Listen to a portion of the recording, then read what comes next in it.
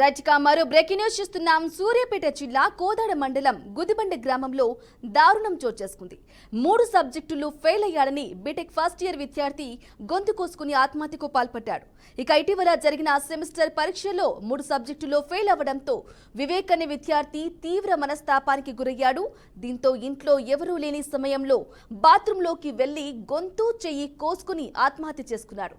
అయితే సమాచారం అందుకున్న పోలీసులు కేసు నమోదు చేసి దర్యాప్తు చేపట్టారు. వివేక్ మృతితో గుదిబండ గ్రామంలో విషాద ఛాయలు అలుముకున్నాయి.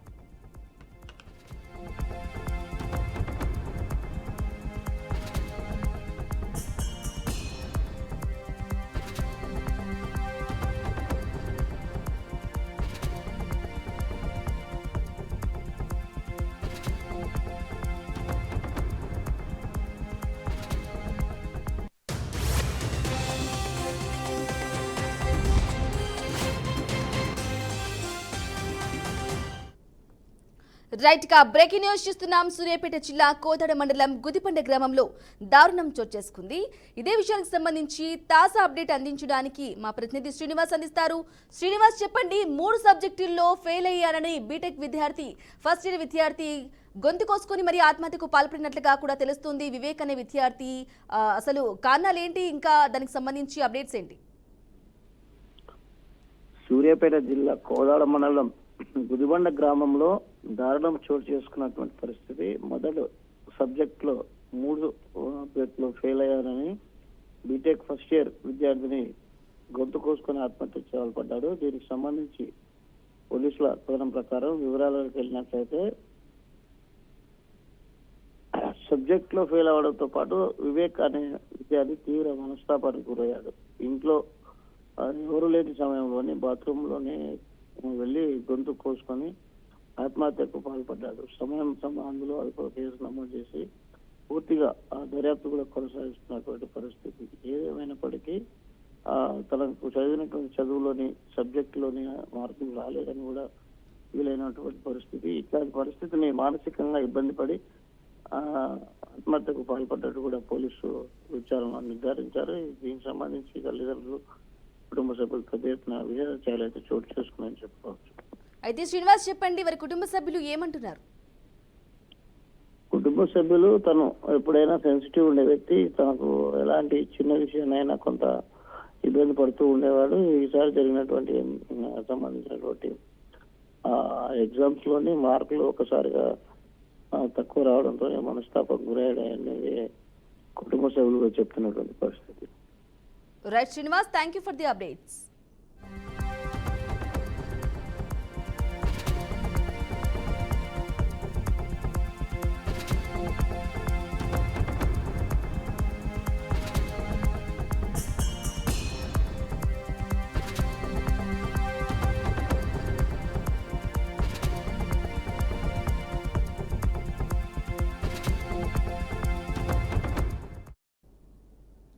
రైట్ గా వక్ఫ్ విచారణకి సంబంధించిన బ్రేకింగ్ న్యూస్ చూస్తున్నాం. వక్ఫ్ చట్టం 2025 రాజ్యాంగ భద్రతను సవాల్ చేస్తూ దాఖలైన పిటిషన్లపై కాసేపట్లో సుప్రీంకోర్టులో విచారణ జరగనుంది. CJI justice BR Gavai, justice AG Masih ధర్మాసనం విచారణ చేపట్టనుంది. ఇక కేంద్ర ప్రభుత్వం వక్ఫ్ చట్ట దుర్వినియోగాన్ని నిరోధించేందుకే సవరణ తెలిపింది.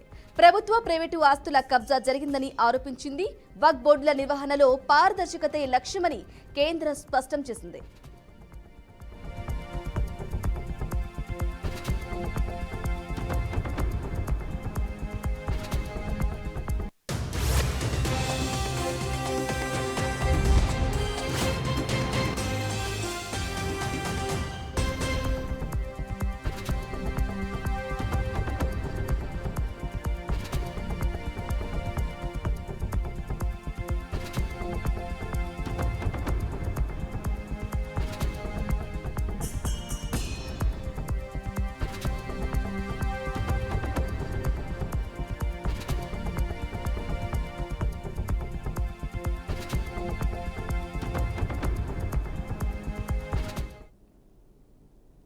రైట్గా ఫైర్ యాక్సిడెంట్ కి సంబంధించిన బ్రేకింగ్ న్యూస్ చూస్తున్నాం. ఉత్తరప్రదేశ్ రాజధాని లక్నోలో జరిగిన ఘోర ప్రమాదం అందరినీ కలిచివేసింది.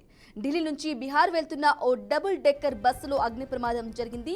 ఈ దుర్ఘటనలో 5గురు ప్రయాణికులు సజీవ దహనమయ్యారు.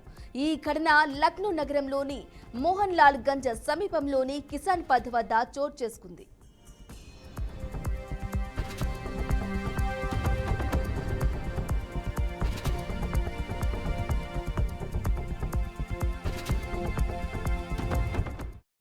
ఇక ఘటన జరిగిన సమయంలో ప్రయాణికుల సంఖ్య దాదాపు 60 మందికి పైగా ఉన్నట్లు సమాచారం. ప్రమాదం జరిగిన సమయంలో ప్రయాణికులలో చాలా మంది నిద్రలో ఉన్నారు. అకస్మాత్తుగా బస్సులో పొగ వ్యాపించడంతో ప్రయాణికులు బెంబేలెత్తిపోయారు. అయితే డ్రైవర్ క్యాబిన్ వద్ద అదనంగా సీటు ఏర్పాటు చేయడం వల్ల ప్రయాణికులు బయటికి రావడానికి తీవ్ర ఇబ్బందులు ఎదురయ్యాయి.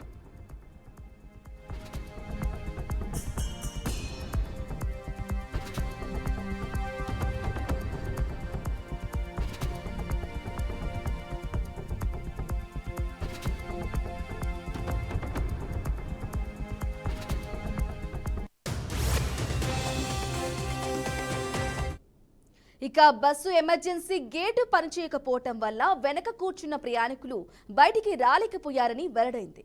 అగ్ని ప్రమాదం మొదలైన 10 నిమిషాల్లోనే మొత్తం బస్సు పూర్తిగా కాలిపోయిందని ప్రత్యక్ష సాక్షులు తెలిపారు. ఈ ఘటన నేపథ్యంలో డ్రైవర్ కండక్టర్ బస్సు నుండి దూకి పరారయ్యారు. అగ్ని ప్రమాదం జరిగిన వెంటనే సమీప గ్రామాల ప్రజలు అక్కడికి చేరుకుని సహాయక చర్యల్లో పాల్గొన్నారు. ఆ తర్వాత 6 ఫైర్ ఇంజన్లు ఘటనా స్థలానికి చేరుకుని గంటల పాటు శ్రమించి మంటలను అదుపులోకి తీసుకొచ్చాయి. మృతుల శవాలను బస్సు నుండి బయటకు తీసి పోస్టుమార్టం కోసం ఆసుపత్రికి తరలించారు.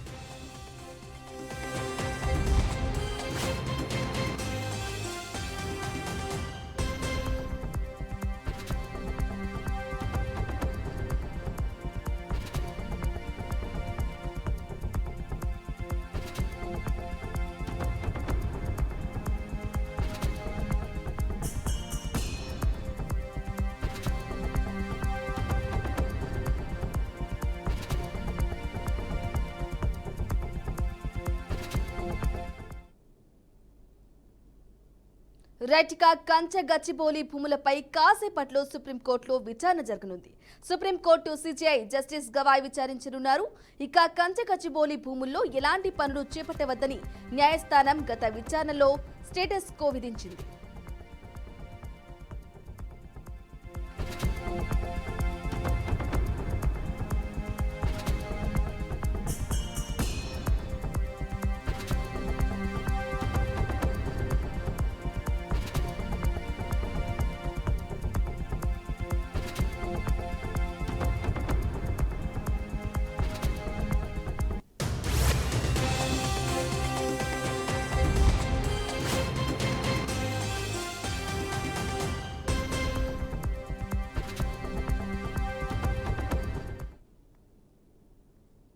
రైట్గా ఆపరేషన్ సింధూర్ పై మరోసారి కేంద్రం ప్రకటన చేసింది. ఆపరేషన్ సింధూర్ విజయవంతమైందని కేంద్రం వెల్లడించింది.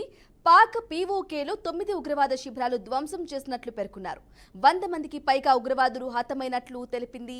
పాక్లోని కీలక వైమానిక స్థావరాలపై దాడులు చేశామని రుజువుగా శాటిలైట్ చిత్రాలు కూడా ఉన్నాయని కేంద్రం వివరించింది. ఇంకా పాక్ దాడుల్లో భారత్ ఆస్తులకు ఎలాంటి నష్టం జరగలేదని భద్రతా బలగాలు వెల్లడించాయి.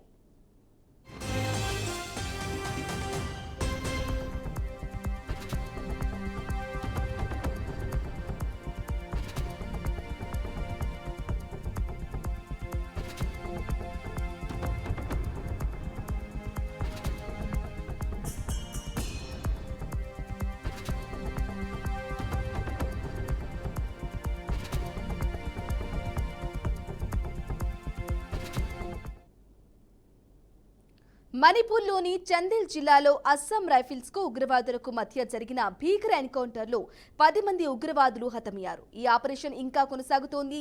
మయన్మార్ సరిహద్దుల్లోని న్యూ సమతాల్ గ్రామం సమీపంలో ఉగ్రవాదుల కదలికలపై విశ్వసనీయ నిఘా వర్గాల సమాచారం మేరకు ఈ ఆపరేషన్ ప్రారంభించినట్లు ఆర్మీ అధికారులు తెలిపారు. ఇక సోషల్ మీడియాలో ప్లాట్ఫామ్ ఎక్స్ లో సమాచారాన్ని పంచుకుంటూ భారత సైన్యం తూర్పు కమాండ్ మే 14న స్పియర్ కార్డ్స్ ఆధ్వర్యంలో ఖెంగ్జోయ్ తహసీల్లోని న్యూ సమతాల్ గ్రామంలో అస్సాం రైఫిల్స్ యూనిట్ ఆపరేషన్ ప్రారంభించిందని తెలిపింది. ఈ ప్రాంతం భారతదేశం మయన్మార్ అంతర్జాతీయ సరిహద్దుకు దగ్గరగా ఉంది. ఇక ఇది తరచుగా ఉగ్రవాద కార్యకలాపాలకు కేంద్రంగా ఉంటుందన్నారు.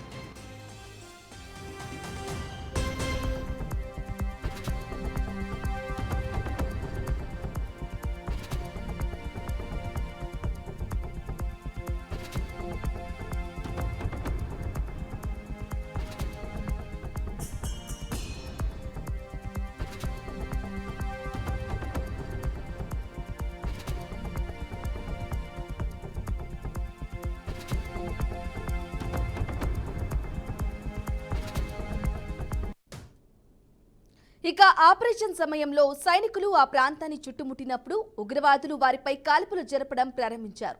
ప్రతీకారంగా సైనికులు వారిపై ఎదురు కాల్పులు జరిపారు.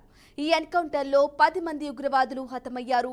భారీ మొత్తంలో ఆయుధాలు, మందుగుండు సామగ్రిని కూడా స్వాధీనం చేసినట్లు సైన్యం తెలిపింది. ఈ ప్రాంతంలో మరింత మంది ఉగ్రవాదులు దాక్కునే అవకాశం ఉన్నందున గాలింపు చర్యలు ఇంకా కొనసాగుతున్నాయని వర్గాలు తెలిపాయి. ఇక కొనసాగుతున్న అశాంతి మధ్య భద్రతా దళాలు ఈ చర్యను ఒక ముఖ్యమైన విజయంగా భావిస్తున్నాయి.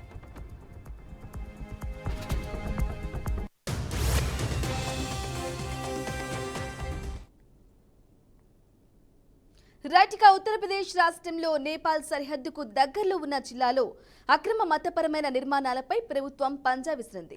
బుల్డోజర్ల చర్య మహారాజ్గంజ్, సిద్ధార్థ్ నగర్, బల్రాంపూర్, శ్రావస్తి, బహ్రైచ్, లఖింపూర్ ఖేరి, పిలిభిత్ జిల్లాల్లో కనిపించింది. ఈ చర్యలు రాష్ట్రంలోని అక్రమ మత స్థలాలపై జరుగుతున్న విస్తృత స్థాయి వ్యతిరేక ఆక్రమణ డ్రైవ్లో భాగంగా సాగాయి.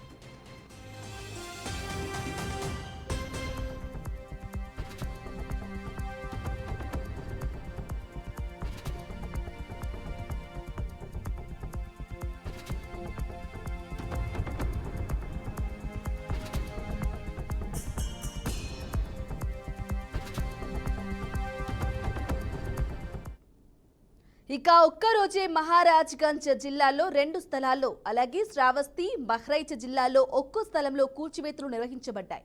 ఇప్పటి వరకు ఇండో నేపాల్ సరిహద్దుకు 10 కిలోమీటర్ల పరిధిలో ఉన్న ప్రాంతాల్లో 225 అక్రమ మదర్సాలు, 30 మసీదులు, 25 మజార్లు, 6 ఈద్గాలను తొలగించారు. మహారాజ్గంజ్ జిల్లాలోని ఫరిందా తాలూకాలోని సేమ్రహాని గ్రామం, నౌతన్యా తాలూకాలోని జుగోలి గ్రామాల్లో ఉన్న 2 అక్రమ మద్రసాలను కూల్చేశారు.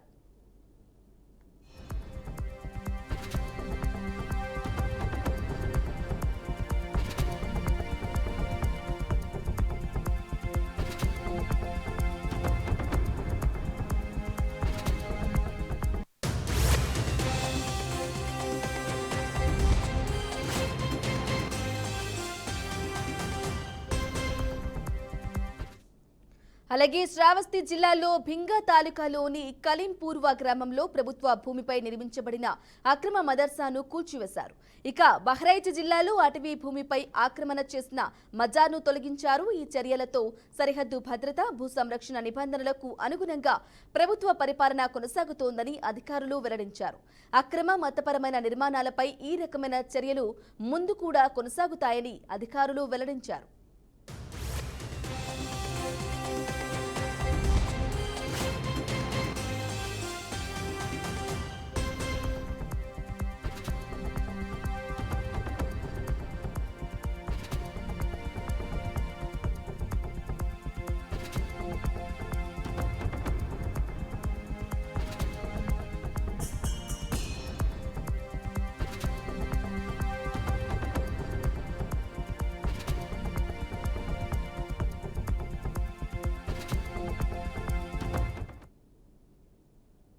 రైట్గా ఆపరేషన్ సింధూర్ సమయంలో పాకిస్తాన్ కు డ్రోన్లు అందించి సాయం చేసిన తుర్కీపై భారత్లో తీవ్ర నిరసనలు వ్యక్తమవుతున్నాయి. తుర్కీ నుంచి వస్తువుల దిగుమతి నిలిపివేయాలంటూ బాయ్కాట్ తుర్కీ నినాదంతో సోషల్ మీడియాలో విస్తృత ప్రచారం జరుగుతోంది. పరిణామం చోటు చేసుకుంది. ఇక భారత్ పాక్ మధ్య కాల్పుల విరమణ నేపథ్యంలో తుర్కీకు ధన్యవాదాలు తెలిపారు. పాక్ ప్రధాని షెహబాజ్ షరీఫ్ ను అభినందించిన తుర్కీ అధ్యక్షుడు ఎర్డోగాన్. ఇక పాకిస్తాన్ తమకు నిజమైన మిత్రదేశమన్నారు. గతంలో మాదిరిగా భవిష్యత్తులోనూ అండగా ఉంటామన్నారు నా విలువైన మిత్రుడు షహబాజ్ షరీఫ్. తుర్కీయే పాకిస్తాన్ల మధ్య సోదర భావం అనేది నిజమైన స్నేహానికి నిదర్శనం. తుర్కీలో మాదిరిగానే పాకిస్తాన్లో శాంతి స్థిరత్వాన్ని కోరుకుంటున్నాం. వివాదాల పరిష్కారంలో చర్చలు, రాజకీయ ప్రాధాన్యం ఇస్తున్న పాక్ ప్రభుత్వ విధానాన్ని అభినందిస్తున్నాం. పాకిస్తాన్ తుర్కీ దోస్తీ జిందాబాద్ అంటూ అధ్యక్షుడు ఎర్డోగాన్ పేర్కొన్నారు.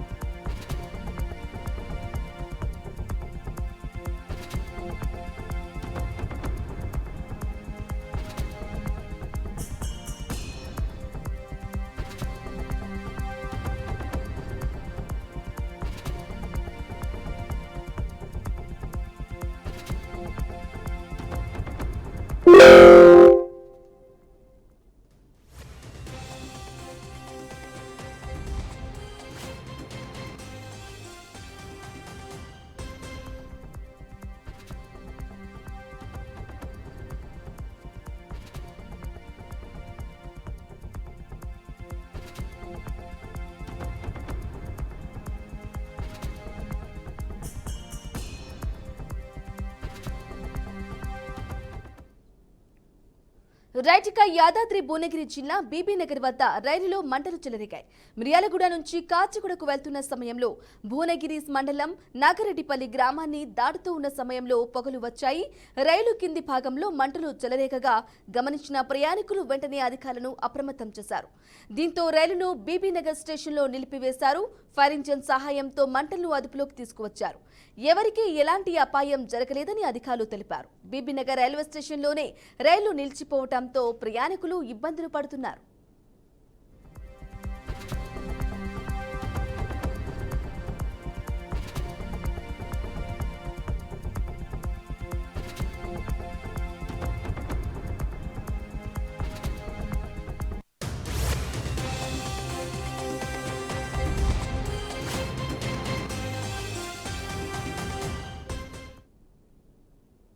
జూన్ 21వ తేదీన విశాఖలో 11వ అంతర్జాతీయ యోగా దినోత్సవం జరగనుంది. ఈ కార్యక్రమానికి ప్రధాని మోదీ ముఖ్య అతిథిగా హాజరు కానున్నారు. ఈ నెల 29 నుంచి 4 వారాల ప్రచార కార్యాచరణ జరగనుంది. జూన్ 5 నుంచి వారం పాటు నియోజకవర్గాల్లో, జూన్ 12 నుంచి వారం పాటు గ్రామ స్థాయిలో ప్రచారం జరగనుండగా జూన్ 17 నుంచి విద్యా సంస్థల్లో అవగాహన కార్యక్రమాలు జరగనున్నాయి.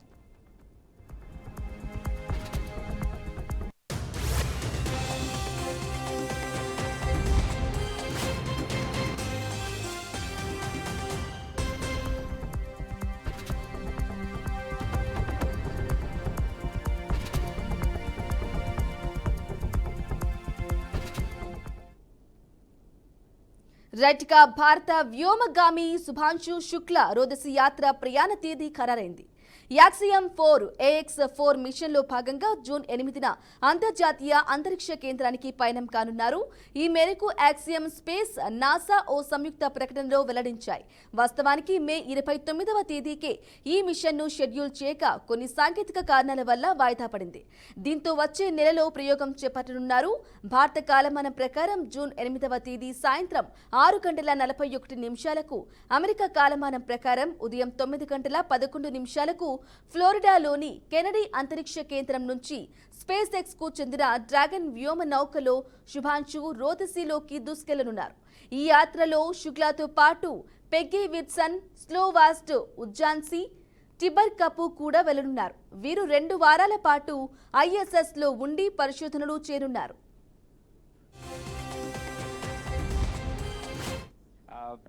So we do have certain allowance that we can carry a few items to the International Space Station, and we can decide on some personal items as well as some items that you want to take for your country. And what has been interesting for us is that ISRO has came up with a unique idea. As you understand, that India is a big country with different regions which have their own cultures and very rich history. So they came up with this unique idea, and they consulted a university wherein the students were given task to come up with these ideas from each and every region which represent these various different regions. And I'm not at liberty to give out all the information right now, but I can assure you that we will have a lot of stuff that will represent the regions in particular and India in general, which I will be taking up to the station that would be honoring my country. Hello, and thank you. ఇవి updates. Keep watching BRK news Telugu సత్తా.